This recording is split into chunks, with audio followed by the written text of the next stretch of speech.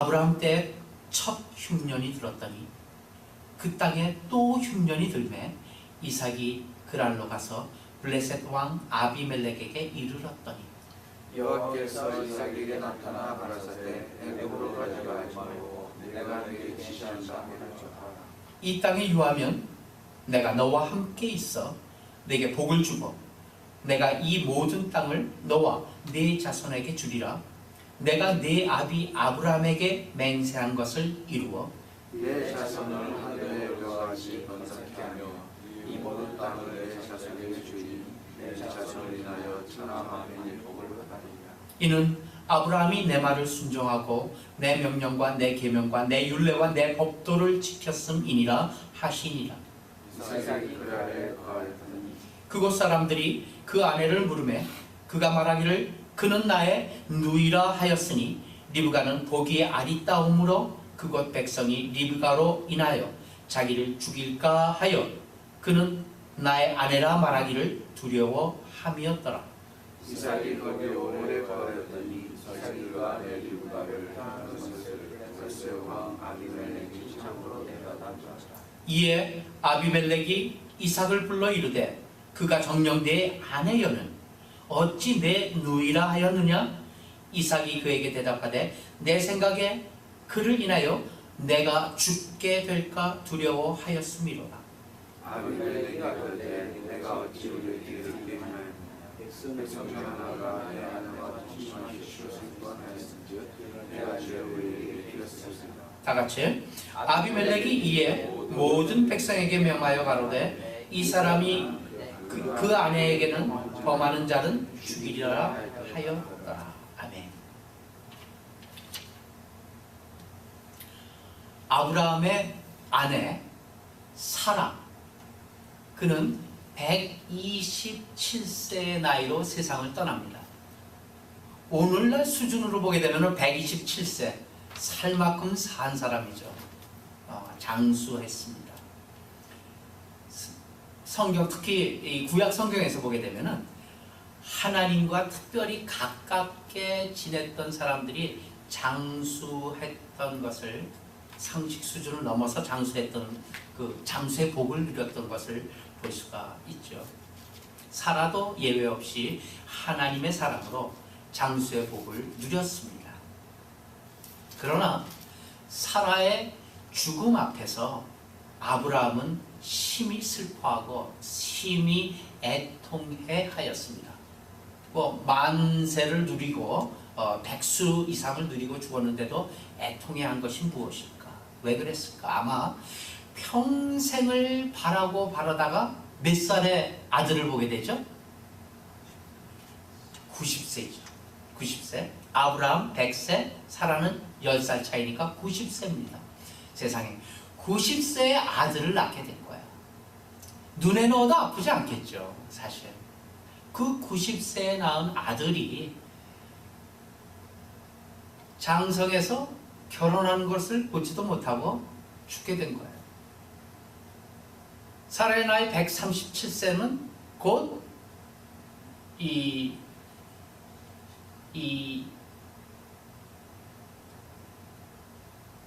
이삭이 40세에 결혼을 하게 되거든요. 그럼 이삭이 지금 현재 사라가 죽을 때가 37살 때예요.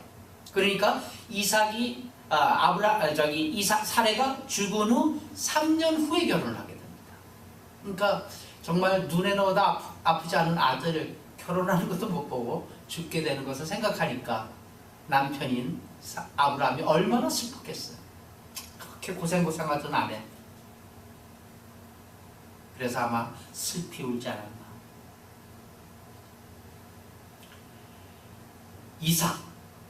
이삭은 참 재밌어요.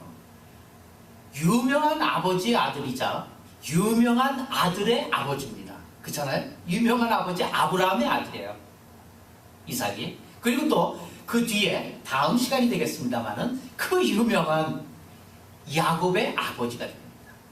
두 유명한 아버지와 아들 사이에 끼어있는 이삭. 그렇기 때문에 별로 유명치 않은 이삭이 창세기에 있는데 그냥 스킵하기가 쉬워요. 그를 빼놓기가 일쑤입니다.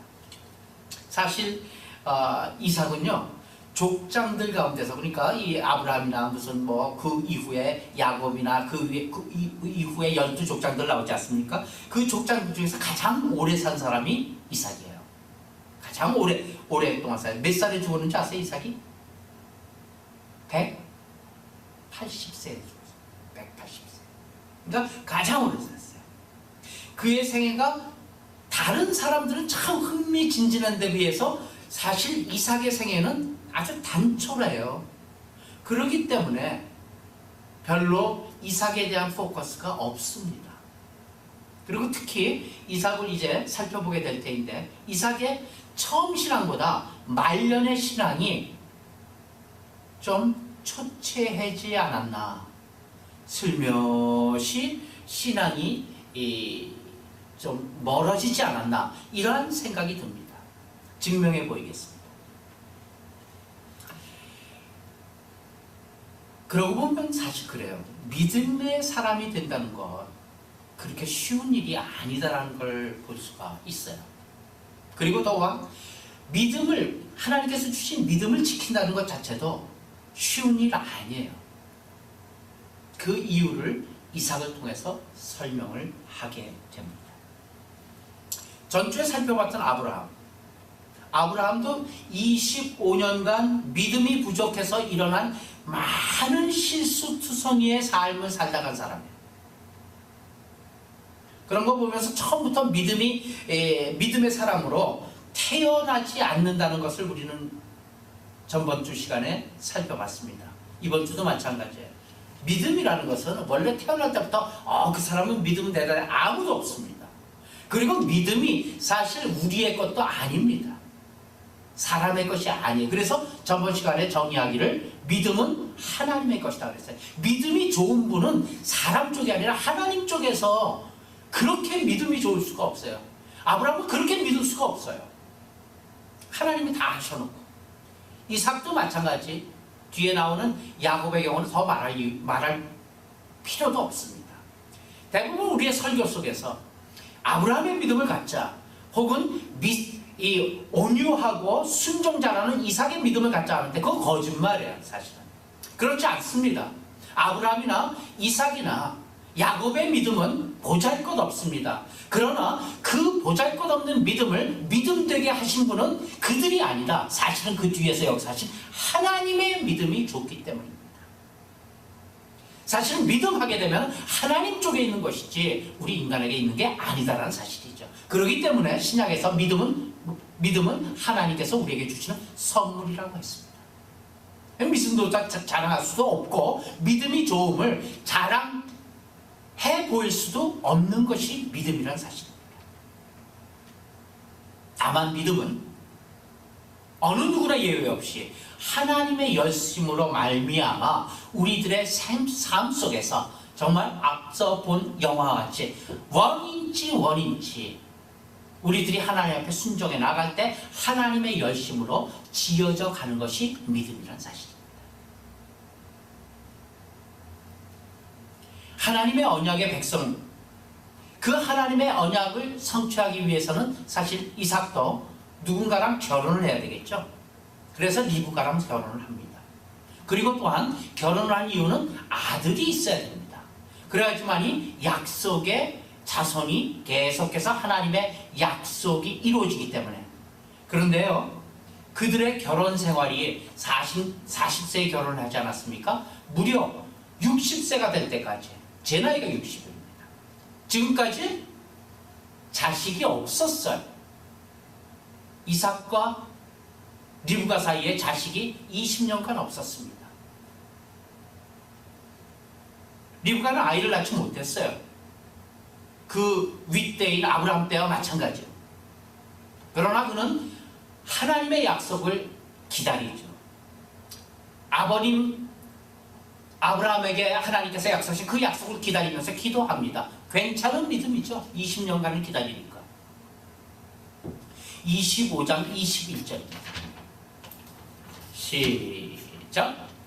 이삭이 그 아내가 잉태하지 못하므로 그를 위하여 여호와께 간구하며 여호와께서 간구를 들으셨으므로 그 안에 리브가가 잉태하였더니 요거 지금 한 절이잖아요. 요 한 절이 몇 년 있냐면은 20년이에요. 20년. 이게 그를 위하여 여호와께 간구하였음에 여호와가 그 간구를 들었으므로 몇 년 기도했다고요? 20년. 20년 동안은 계속해서 기도했다는 것이 이 21절로 증거가 되는 거예요. 그럼 20년 동안 계속해서 기도하는 믿음은 괜찮은 믿음이죠. 사실은. 이삭의 처음 시작은 요 정도의 괜찮음은 있었습니다.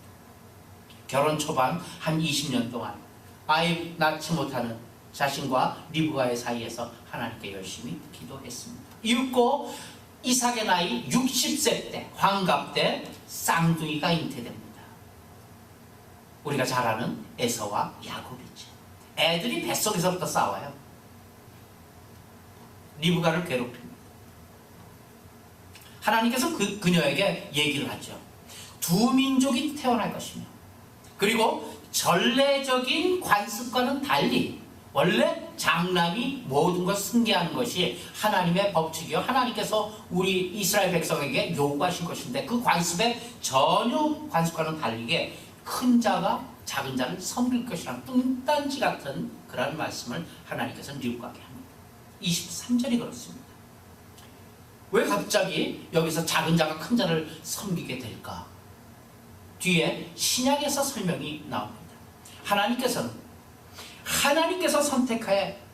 선택하시는 그 선택권은 어떤 절대권을 갖고 있는 것이지 어떤 법칙 속에 속해 있는 게 아니다라는 거예요. 하나님께서 60억 인구, 65억 인구를 갖다가 하나님의 뜻대로 하나님께서는 역사하시고 섭리하시되 붕어빵처럼 역사하시는 않는다는 것이 하나님의 뜻이에요. 모든 사람의 신앙이 다 같을 수가 없고 모든 사람의 하나님을 보는 시각도 다 같을 수가 없다는 것이 하나님의 다양성 속에 하나님의 선택 속에 있다는 명확한 증거가 바로 이 에서와 야곱을 통해서 지금 우리에게 이야기하고 있는 것입니다. 로마서를 보시겠습니다. 로마서 9장 10절에서부터 16절까지 한 절씩 또 따로 있죠. 이뿐 아니라 또한 리브가가 우리의 조상 이삭 한 사람으로 말미암아 잉태하였는데 무슨 선이나 악을 행하지도 아니한 때에 택하심을 따라 되는 하나님의 뜻이 행위로 말미암지 않고 오직 부르시는 이에게로 말미암아 서게 하려 하사 리브가에게 이르시되 큰 자가 어린 자를 섬기리라 하셨나니 기록된 바 내가 야곱은 사랑하고 에서는 미워하였다 하신과 같으니라. 그런즉 우리가 무슨 말 하리요? 하나님께 불의가 있느냐? 그럴 수 없느니라. 모세에게 이르시되 내 긍휼히 여길 자를 긍휼히 여기고 불쌍히 여길 자를 불쌍히 여기리라 하셨으니 다같이 그런즉 원하는 자로 말미암도 아니요 다른 박질하는 자도 말미암도 아니요 오직 긍휼히 여기시는 하나님으로 말미암은이니라. 아멘. 동의하십니까? 이게 하나님의 뜻입니다. 무슨 말을 하리요? 하나님이 택하셨는데 창조자가 피조물을 택했는데 우리가 무슨 말을 하느냐. 하나님의 선택은 이 아이들의 행동에 기초한 것 아니다라고 분명히 얘기되어 있어요. 우리가 잘 하나님 앞에 이쁜 짓 하게 되면 하나님께서 귀여워하시고 우리가 하나님 앞에 불순하고 불순종하면 하나님께서 차버린다? 아니다라는 얘기예요. 왜요? 만일 그렇게 된다면 사실 하나님은 저기 계신 저분이 하나님이 아니라 우리가 하나님이 되기 때문이죠. 왜? 선택과 또 불선택의 기준이 우리 인간에게 있기 때문입니다. 그들이 태어나기 전에 그리고 그들이 선이나 악을 행하기 전에 하나님은 이미 선택하십니다. 왜? 그분이 창조주 되심을 우리에게 알리기 위해서입니다. 사실 그렇잖아요. 인간 쪽에서 볼 때 성격에 대한 에서가 야곱보다 훨씬 낫습니다. 뒤에 에서를 보게 될 때 야곱과 에서를 보게 될 때 다시 한번 설명이 있겠습니다.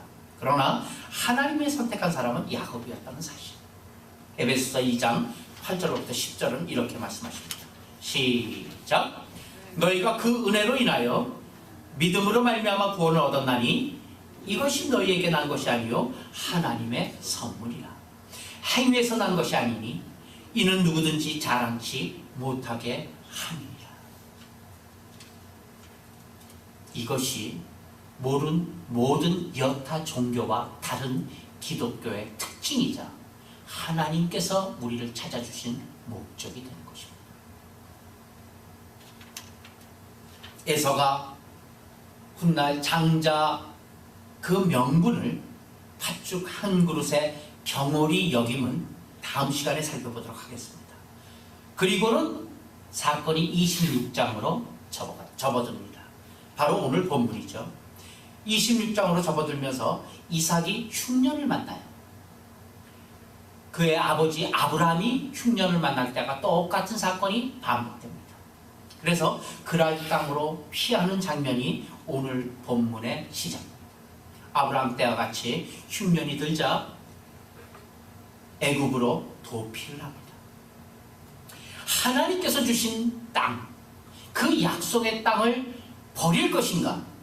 아니면 기근을 만나더라도 버틸 것인가?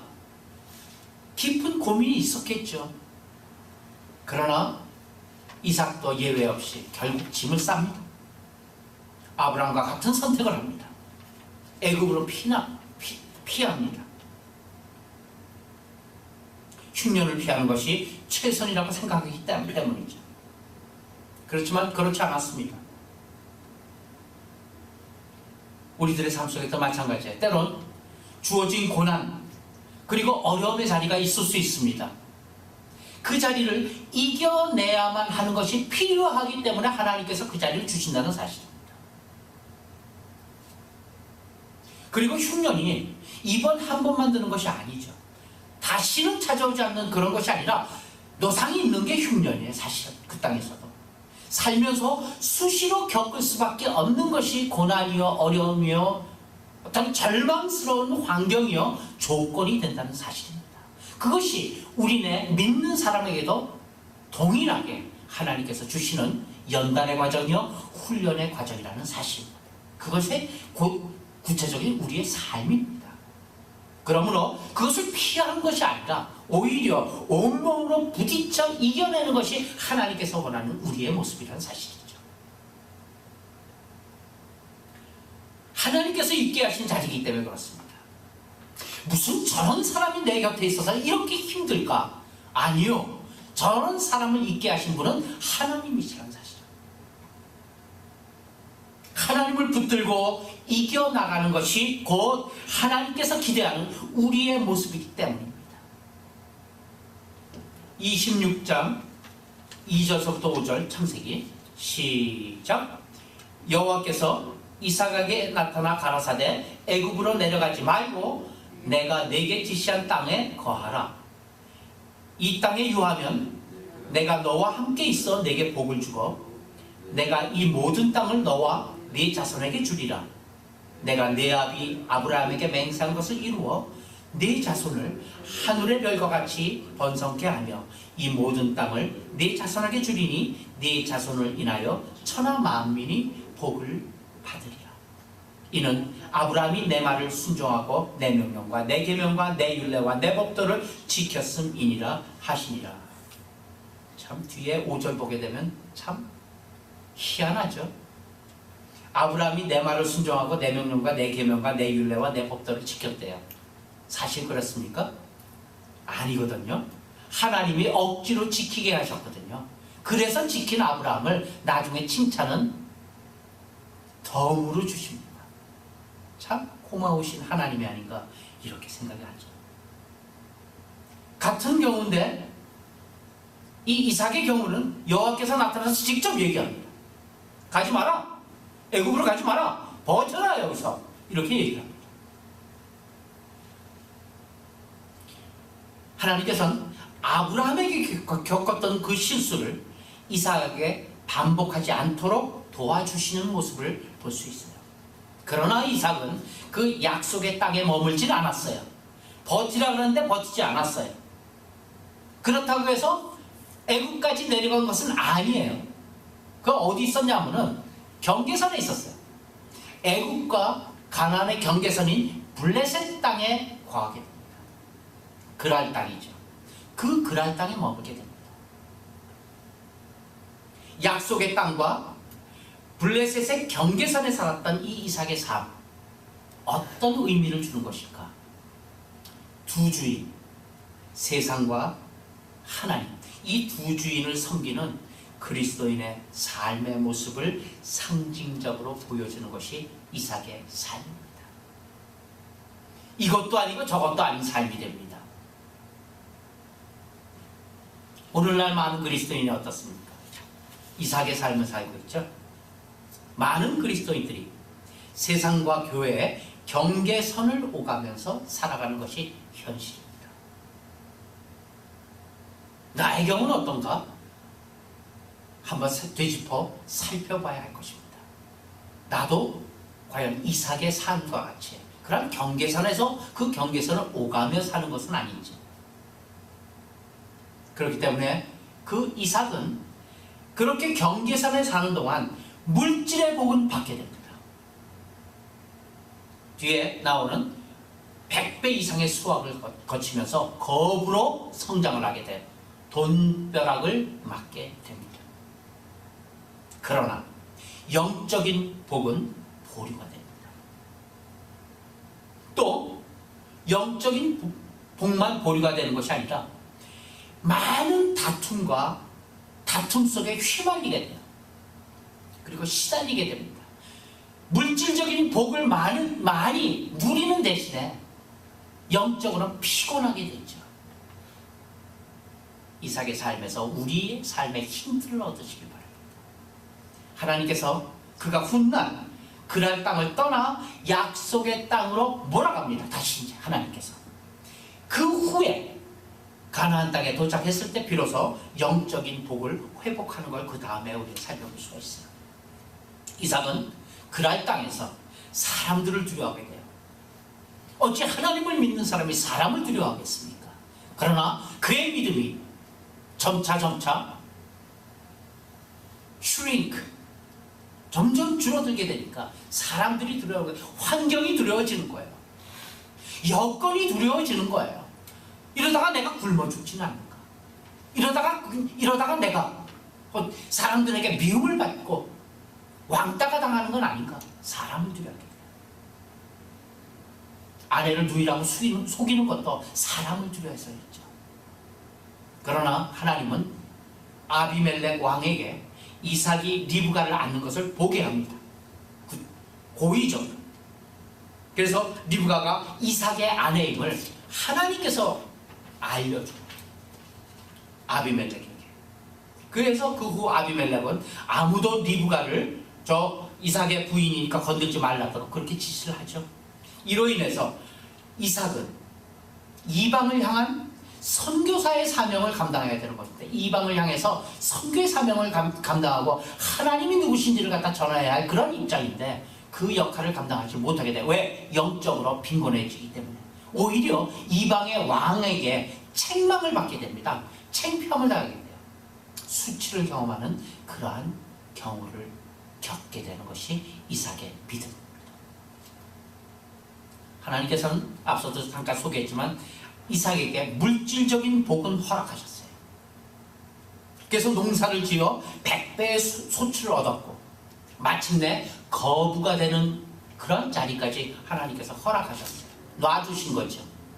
그러나 한편으로 이삭은 블레셋 사람들의 시기로 인해서 많은 어려움을 겪게 됩니다. 경계선 안에 있는 그리스도인들, 우리들의 현대 그리스도인들, 이삭의 삶처럼 그렇게 물질적인 풍요는, 어떤 문화적인 풍요는, 삶의 풍요는 누린다 손치더라도, 그러나 이렇듯 이삭과 같이 경계선 그리스도인은 이렇게 겪지 않아도 될 어려움을 겪게 된다는 사실, 사람들에게 시달리고 환경에 시달리며 필요 없는 것에 시달리는 그런 삶을 살고 있지는 않은가. 블레셋 사람들은 이삭을 시기합니다. 그래서 아브라함이 팠던 그 우물들을 갖다 전부 다 묻어버렸어요. 아비멜렉은 이삭이 이렇게 자꾸만 부자가 되다가 자기보다 더 부자가 될 것 같아. 그래서 그 땅을 떠나라고 지시합니다. 힘들게 되는 거죠. 이삭은 계속해서 아비멜렉이 떠나가라, 저쪽으로 가라, 그렇게 밀어 제끼는 통에 계속해서 간접적으로 이동을 하게 돼요. 아브라함이 팠던 우물을 계속해서 다시 파는 데는 성공을 합니다. 그러나 그때마다 그러한 사람들이 와서 그를 시기해서 그가 판 우물들을 갖다가 다시 묻어버립니다. 얼마나 힘들어요. 그 사막에서 물 없이 지낸다는 게 얼마나 힘듭니까? 정말 물 한 모금이 귀한 그 지역인데 남이 와서 묻어버려요. 그것도 그냥 잠시 몇 메타 파갖고서 물이 나온 게 아니에요. 그 당시에 그 우물들은 한 20m를 파야지만 물이 나왔습니다. 20m 땅 판다는 거 보통 일 아닙니다. 요즘같이 중기로 개발된 그런 발전된 기술로도 20m 파는데 그렇게 쉽지 않아요. 그거 딱 아브라함이 팠던 우물 다시 한번 파서 물이 나오게 하는데 그 다음날 가보니까 다 묻어버렸어. 에색 우물, 신나 우물, 르호봇 우물 계속해서 다시 묻습니다. 무엇을 느낍니까? 성도들이 자기가 있어야 할 곳이 따로 있다는 사실이에요. 하나님께서 분명 이삭에게 그 땅을 떠나지 마라, 가나안 땅을 떠나지 마라, 떠나면 힘들 것이다. 그는 떠났어요. 성도들도 마찬가지예요. 하나님께서 주어진 자리가 있어요. 하나님께서 주어진 자리가 아름다운 곳입니다. 내 지금 보기에는 힘들지 몰라도 그 자기가 있어야 할 곳, 그곳에 머물지 않게 되면 수고해서 얻은 열매가 모두 빼앗기게 돼요. 내가 알지도 못하는 사이에 술술술술 마치 모래가 손가락에서 빠져나가듯 다 빠져나갑니다. 그렇기 때문에 하나님 앞에 순종하는 것이 정말로 귀한 것입니다. 그런 과정을 통해서 마침내 이삭은 그 블레셋 땅을 떠나게 돼요. 그리고 다시 약속의 땅인 브엘세바로 돌아오게 됩니다. 그리고 그가 약속의 땅인 브엘세바로 강제적으로 돌아오게 되니까 하나님은 그에게 다시 나타나십니다. 그리고 영적인 복을 회복해 주죠. 성도들은 하나님께서 주신 기업에 머물 때 그가 확실한 기업이 될 수 있음을 꼭 기억하시길 바랍니다. 하나님께서 주어진 땅이 있어요. 기업이 있어요. 그리고 자리가 있어요. 그 자리를 지키는 것이 신앙입니다. 우리 좋은 교회 성도들, 하나님께 주신 기업과 땅을 잘 지켜서 하나님의 영적인 복을 다 누리는 그러한 분들 다 되시길 바랍니다. 하나님은 이삭에게 이렇게 약속을 해주시는데 26장 2절부터 5절이에요. 시작. 여호와께서 이삭에게 나타나 가라사대 애굽으로 내려가지 말고 내가 내게 지시한 땅에 거하라. 이 땅에 유하면 내가 너와 함께 있어 내게 복을 주고 내가 이 모든 땅을 너와 네 자손에게 주리라. 내가 네 아비 아브라함에게 맹세한 것을 이루어 네 자손을 하늘의 별과 같이 번성케 하며 이 모든 땅을 네 자손에게 주리니 네 자손을 인하여 천하 만민이 복을 받으리라. 이는 아브라함이 내 말을 순종하고 내 명령과 내 계명과 내 율로와 내 법도를 지켰음이니라 하시니라. 지키는 거예요. 지키는 것입니다. 그 뒤에 24절도 한번 봅시다. 시작. 그날에 여호와께서 그에게 나타나 가라사대 나는 내 아비 아브라함의 하나님이니 두려워 말라. 내 종 아브라함을 위하여 내가 너와 함께 있어 복을 주어 네 자손으로 번성케 하며. 이삭은 그 후에 이곳에 머물면서 하나님의 약속 안에서 살아가게 됩니다. 누구의 열심으로, 하나님의 열심으로 강제적으로 그는 그 땅, 다시 이 땅으로 돌아오게 된 거예요. 이삭이 하나님께 순종하게 되자 다시 이방을 향해 하나님을 나타내는 이 선교의 사명을 다시 감당하게 돼요. 이삭을 지켜보던 이 그랄 왕 아비멜렉이 하나님께서 그와 동행하는 것을 다시 느끼게 돼요. 하나님께서 하신 것이죠. 그것을 다시 발견하게 되죠. 이삭이 우물을 덮는 일로 인해서 전번에 이삭을 굉장히 고롭혔잖아요. 자기 신하들이. 그 때문에 보복하지 않을까 그렇게 걱정을 하게 돼. 걱정 근심을 하나님께서 넣어주셔. 그래 아비멜렉은 신하를 데리고 이 평화조약을 먼저 가서 맺어야 되겠다 이런 생각을 품게 되고 군대 장관과 함께 브엘세바에 있는 이 이삭을 찾아갑니다. 이때 아비멜렉은 이삭에게 참 귀한 얘기를 합니다. 제가 창세기 26장 28절 29절인데 하나님께서 너와 함께 하심을 우리가 보았노라 이렇게 고백해요. 언제나 하나님께서 너와 함께 하심이 없었습니까? 있었죠. 그러나 다른 사람의 눈에 보이질 않는 거예요. 그렇기 때문에 해코질도 당하고 팠던 우물도 다 메꿈을 당하고 힘들게 살았어요. 그러나 하나님의 땅, 하나님의 주어진 자리, 하나님께서 우리에게 주신 그 자리에서 서서 그 일을 감당하게 될 때 다른 사람이 저분은 하나님과 함께 하신 나를 보여주게 한다는 사실이에요. 우리가 어떤 일을 한다 할지라도 어떤 자리에 있다 할지라도 다른 이들로 하여금 양기복 집사님은 하나님께서 함께 하시는 분이야 보여지어야만 된다는 사실이에요. 박기범 집사는 하나님과 함께 하시는 걸 분명히 우리는 알고 보여줘야 된다는 얘기예요. 누가 보이게 하십니까? 하나님이 보이게 하십니다. 어떠할 때 그 자리를 지켜나가는데 어렵죠. 힘들죠. 그러나 그것이 우리의 미션입니다. 이삭이 반강제적으로 그 땅에 와서 지키게 되니까 아비멜렉을 통해서 고백하게 만드는 거예요. 하나님께서 너와 함께 하심을 우리가 보았노라. 너는 여호와께 복을 받은 자니 이렇게 고백을 하게 돼요. 이삭이 뭘 얘기했어요? 안 얘기했어요. 아무것도 얘기한 거 없어요. 아비멜렉이 쫓아와서 지발로 걸어와서 그렇게 고백하는 거예요. 우리랑 평화 조약을 맺자. 우리가 당신을 건질 수가 없다. 하나님이 함께 하시기 때문에 당신도 우리를 혹이나 보복하지 마소서. 이삭은 다시 우물을 파죠. 그리고 그 우물의 이름을 세바라 합니다. 세바가 뭐냐면 맹세라는 뜻이에요. 맹세. 그래서 부엘세바, 그 부엘이라는 곳에 맹세라는 뜻의 부엘세바라는 그 우물이 된 것이죠. 요즘에도 있는 부엘세바가 그때 이루어진 거죠. 이같이 이삭이 약속의 땅에 머물게 하신 후에 하나님께서는 그와 동행하는 것을 남들이 보게 하셨고 비로소 이삭은 하나님을 알리는 선교사의 역할을 감당할 수 있게 되었던 것입니다. 그 후에 기록은 없어요. 이삭에 대한 기록이. 이때가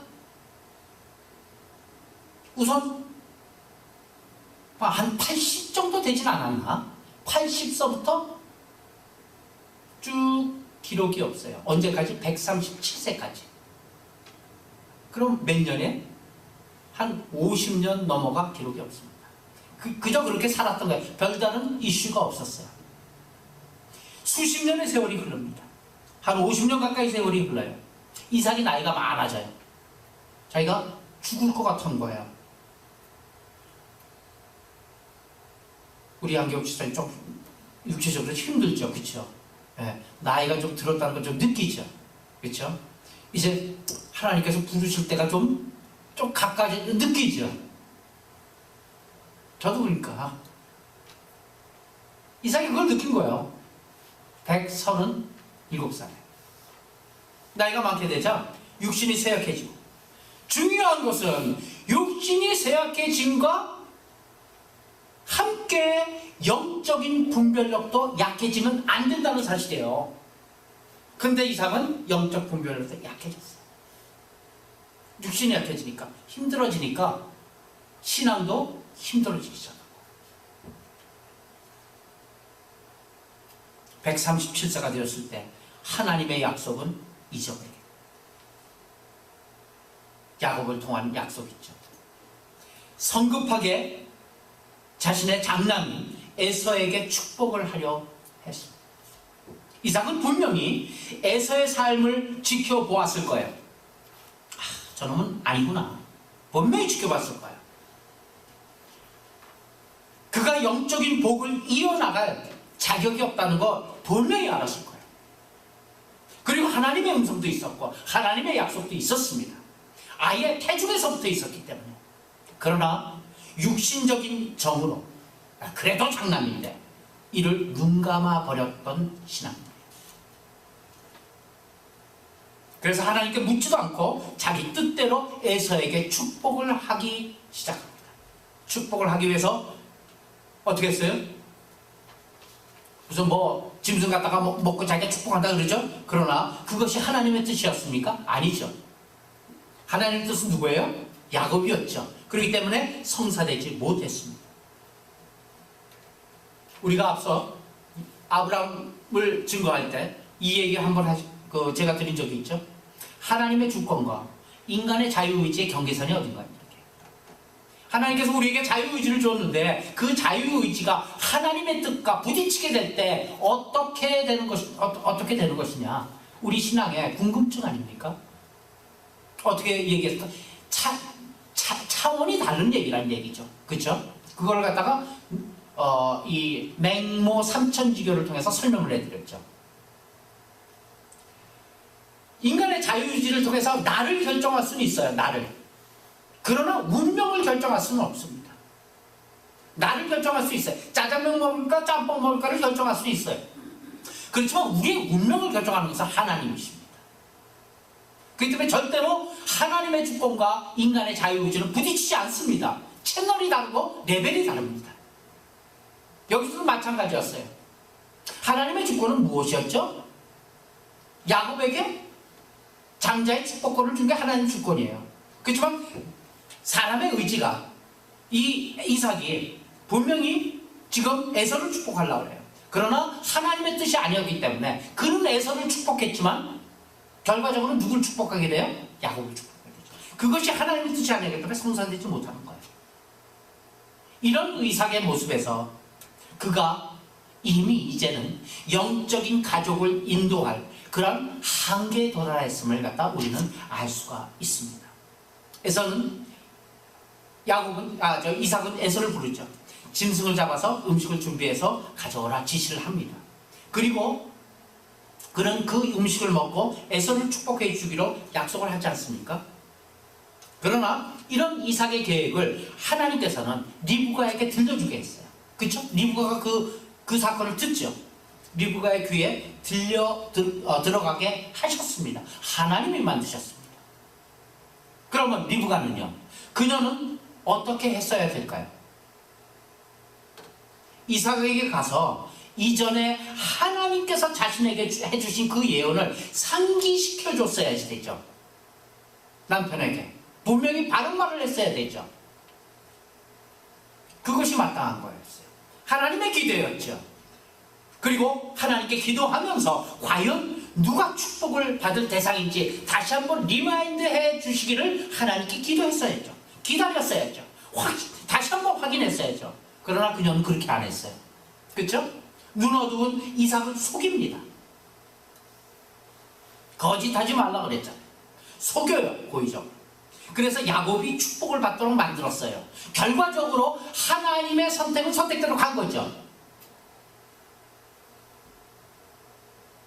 그러나 거기에 따른 그러한 잘못에 따른 것을 고스란히 받았어야 됐어요. 이로 인해서 훗날 야곱과 리브가는 큰 대가를 치릅니다. 그거 하나 때문에. 거짓한 거 하나 때문에. 리브가는 이 일로 인해서 야곱을 피난시키게 되었죠. 그리고 다시는 야곱의 얼굴을 보지 못하고 죽게 됩니다. 얼마나 안타까운데요. 이런 리브가의 불신의 모습은 그 역시 영적 가족의 안주인으로서의 책임을 감당할 힘이 없다는 것을 성경은 지금 증거하고 있는 것입니다.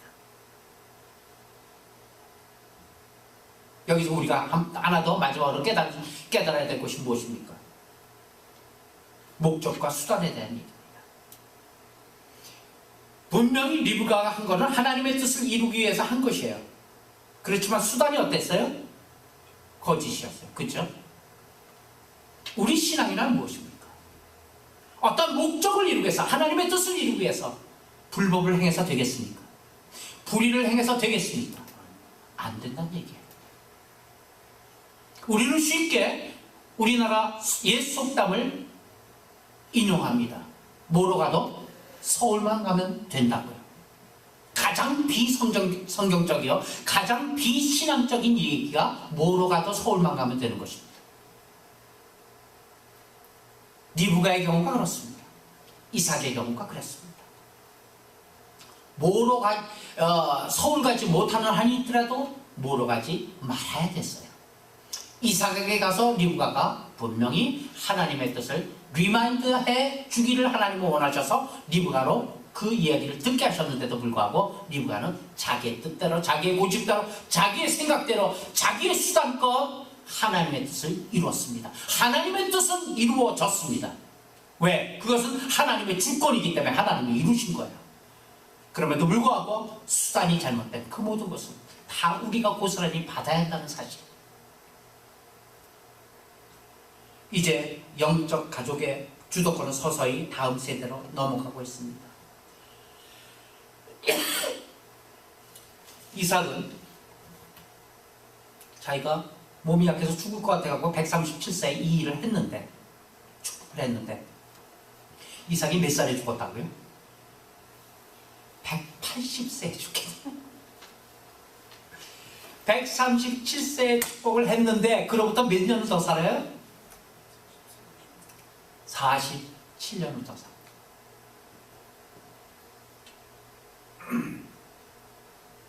그런데 이 47년의 산 기록이 성경에는 없어요.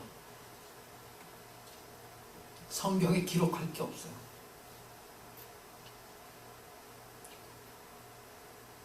아브라함 모리아 산에 제물로 바쳐지는 그러한 인생이 시작의 인생이었는데 용두사미가 돼서 뒤로 갈수록 꼬리를 감춰버리고 신앙도 그 사람의 존재조차도 창세기 책에서는 없습니다.